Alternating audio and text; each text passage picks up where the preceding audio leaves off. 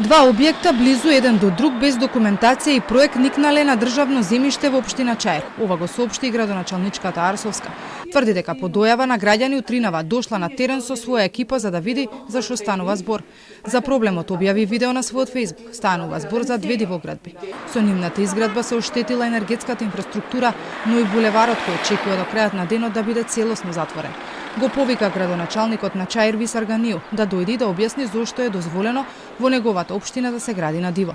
Има оштетување на два високонапонски на 10 киловолтни и 20 киловолтни кабли за снабдување со електрична енергија. Опасност од пад на улицата, кој што ќе чекаме сега да ни извршат примери доколку е неопходно. Поради таа дивоградба ќе мора да биде затворена и таа улица, тој пристап практично на коловозот кој што го поврзува едниот булевар со другиот.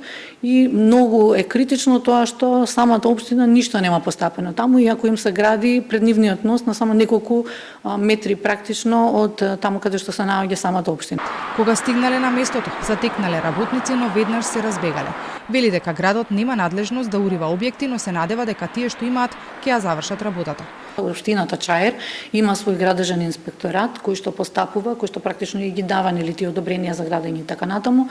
Тука на овие објекти немате никакви дозволи за градење, нема никакви предмери, нема никакви проекти, нема статика, нема безбедност, необезбедени беа и самите објекти каде што се градеше и најверојатно затоа беше и толкава нервозата, затоа имаше толку закани во текот на денот. Ние таму бевме нешто повеќе од 4 часа, очекувавме да дојде градоначалникот да каже дали ќе постапи, дали ќе ги сруши, иако јас сериозно не верувам. Градоначалникот на Чаир Ганил пак на настан во Чаир изјави дека тој побарал од инспекторите да постапат во општината, но дека досега не добил одговор.